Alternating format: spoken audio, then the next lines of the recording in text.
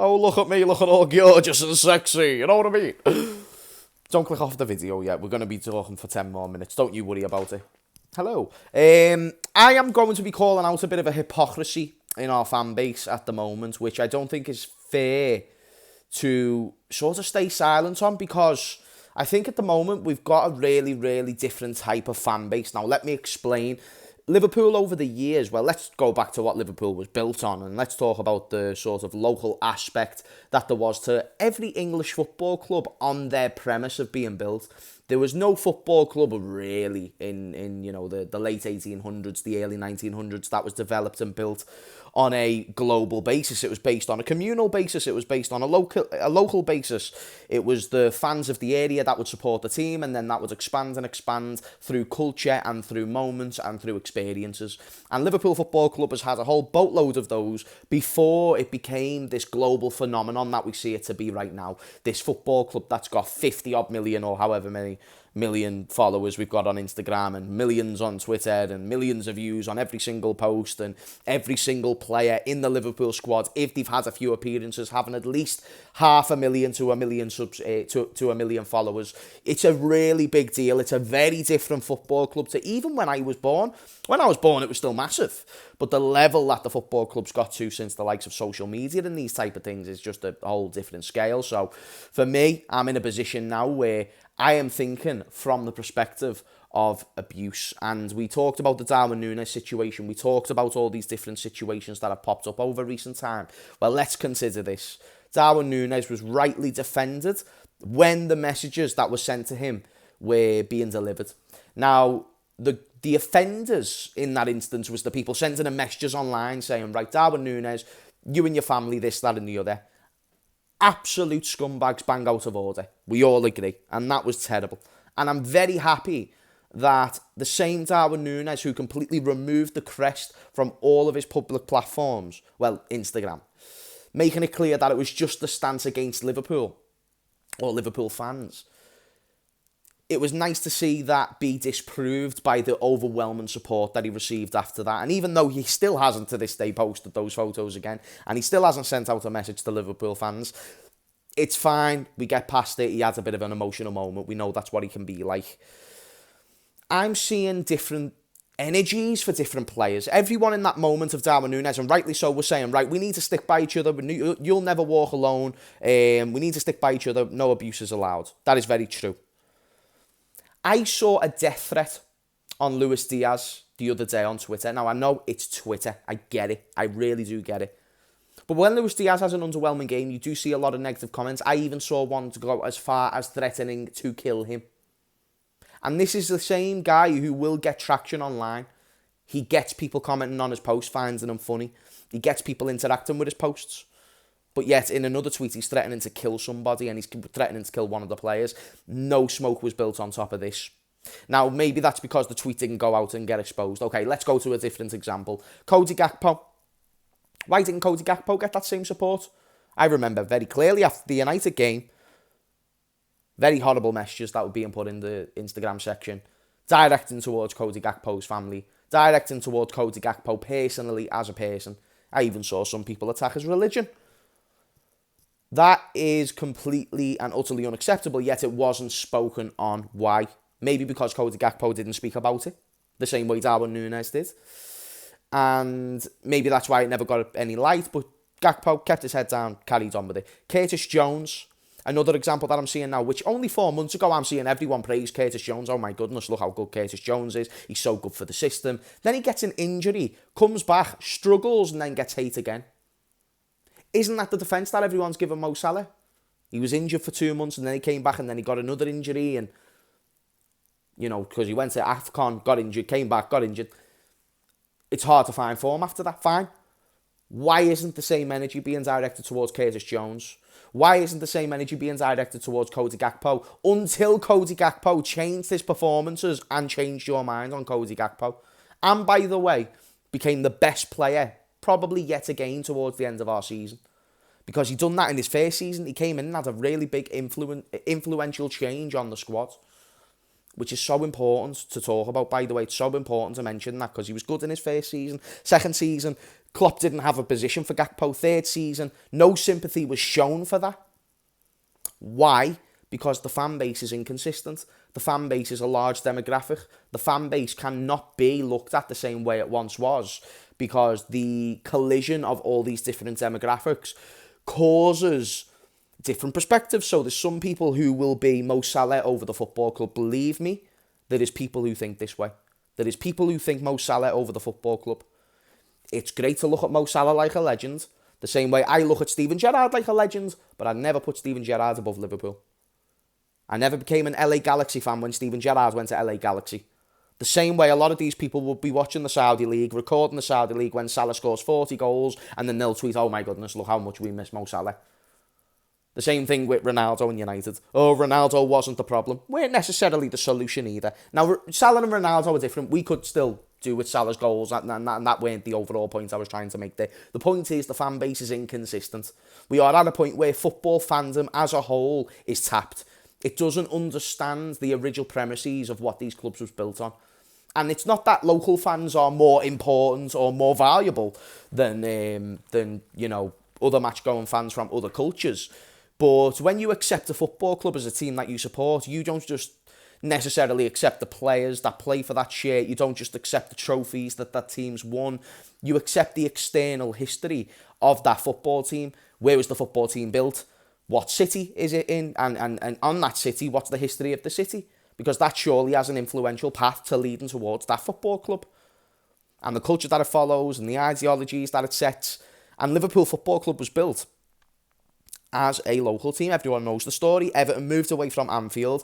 A new football club was formed and it's became what it is today. And it's a very beautiful story that a lot of people cling on to, yet they don't understand what Liverpool Football Club is, what it's been built on, because they don't follow it for the culture. They follow it for the awe. They follow it for the brand, and they follow it for the big moments in terms of goals scored and all these things, which is fine. But then you've got to clarify, are you a Liverpool fan or a football fan? Are you a Salah fan or a Liverpool fan? Now, we've got to clarify these things. So first and foremost, football fandom is at a really, really poisonous point, because even look at the instance with Spurs and Arsenal recently. Spurs fans had every single right to not want to win that game. Why? Because their uncles, their granddads have conditioned these local supporters to absolutely hate them. And if there's no reap or reward from us winning that game, which, okay, Champions League would have been good for revenue, Champions League would have been good for this, and a win would have been good for 3 points, but the overall scale is we're trying to stay on a level playing field with each other on a historicity basis. It's not just about, can we beat you this season? The reason why Liverpool fans don't care Everton beat us recently is because we are so far superior to them when it comes to success. It's just one of those, they'll annoy us for a few weeks. They'll sing the song that is inaccurate about losing it at Goodison Park, even though we lost it about 3 games before. But that makes them happy, and that's the banter of the city, sort of, That is their ammo. It's, we beat you in COVID, we beat you now. Whereas we just say 6 Champions League, 19 Premier Leagues, 1995, them type of things. And that's what football is, whereas some people don't get that in terms of an online basis. And I see all these people going at Tottenham fans, having a go at Tottenham fans, saying small club mentality. And I respect Ange's position, because from Ange Postecoglou's position, he is a man who was paid to win. He's not a man to necessarily think we need to lose because Arsenal could benefit off the loss. But that most certainly is the experience of the fan, because the experience of the fan is when I went to school, me and Everton fans, we were mates outside of football talk. In football talk, we are enemies. I am telling you, you're wrong about every point you're saying against my football club, and that your football club is terrible. And you're doing the same thing to me. That's what the clubs was built on. That's what English football was built on, that rivalry, that element of separation, that, okay, we can be family, but we also support different teams. You know what I'm saying? That's important to take into consideration as well. And then Tottenham fans, getting slated all the friggin' time about wanting to lose against City. It's their job to not want Arsenal to win the league. It really is. It really, really is. Especially when you go off their historical trajectory. If they get in the Champions League, they're not getting no further than the rounds of 16 quarterfinals. Let's just make it clear. You know what I mean? No disrespect, but that's what it is. And they know that. And they got to a final against us, but let's be honest, that was a one-off sort of thing, the Ajax game and all this. Traditionally, that is not a super mega European club, let's be honest. And they're not getting to European finals season in, season out, or every other season. So it was a one-off, and they understand that, and they understand that the thing that will be remembered in 20 years is Arsenal winning the league and Tottenham helping them win the league. For the second time, by the way, because it's happened before. So I think people need to be very, very careful having a go at Tottenham fans. I get their point of view. They have every right not to want Arsenal to win the league. And Arsenal fans crying about that. We had 3 different seasons where we relied on teams like Man United. We relied on teams like you, Arsenal. And you guys didn't get the job done. You did not get the job done. So why can't the acceptance be, instead of it being a game that Spurs threw away, it was actually a game that they simply couldn't win because City are just a bit too good. And them fans being very okay with them losing against City probably isn't the worst. They're 5th in the league, 6th in the league. They've lost 4 or 5 of the last 6 games. From that perspective, what's 3 points going to make? Especially because even if they won the game, there was still no guarantee of Champions League. And I can understand why they would have wanted to not win that game completely. I don't get why there was such an outrage towards Tottenham fans, but it's only because they're angry that they never won the league. The same way we were angry when United couldn't do anything for us, do us any favours. That is football, but football fandom is just at a point where it's just weird and it's not accurate. It's not an accurate representation based on what these clubs was built on. Now, that's not me saying that again. I'm not saying local fans are above global fans. Global fans is the reason why the Premier League is the biggest league in the world. The investment they put in, the money that they generate for the football club based on shirt sales, based on going to the match, based on buying, like ornaments of the football club and actually investing into the products, unlike local fans. Local fans are very content with just getting a shirt, putting it on and then happy days, Bob's your uncle, Fanny's your aunt. These fans from globally, they go and buy your products and that's very, very financially viable for the football club, therefore making it more beneficial to attract more global fans, meaning the fan base is going to enlarge. But what is suppressed is the original culture of the football club because people aren't coming to support Liverpool to learn about Liverpool as a team. There will be the exception. I've met plenty of fans who have been from different areas of the world who know about the history of this beautiful football club, but others just know about the right here, right now. They know about the last 10 years. They want to follow the journey. They want to be numero uno, and therefore, if they're anything less than numero uno, it's hate online. Until it's for their favourite player, Darwin Núñez or something like that. Let's defend Darwin Núñez, but let's hate on Cody Gakpo because Cody Gakpo's got no substance in the shirt. Cody Gakpo's never got 31 goal contributions in the shirt, and it just shows how poisonous this fan base can be. But it's not just Liverpool, it's every fan base. Every single fan base has this problem. It's tribal. Football is like a cult mindset. People follow football clubs the way they would follow a cult. If you're in a cult, you do things like defend your cult, which is what football fans do. They defend their team. You believe that you're always hard done by, so usually cults tend to believe that they're suppressed in some ways, and what does every football club do? They believe they're fucking against their own selves every single game. Referees are against them, other fans are against them. So what we need to realise is what are you a football fan for, and are you going to be consistent? Are you going to say, let's defend Darwin Núñez, but then hate on Cody Gakpo? Are you going to defend Mohamed Salah but then hate on Curtis Jones? Because we can't just say whoever's the better footballer gets defended the most. And if we agree that we can still criticise Curtis Jones on a footballing basis, then that means we can do the same with Mohamed Salah, meaning no matter how much you've done for a shirt, you're still open for criticism, but we all agree abuse is a line you cannot cross.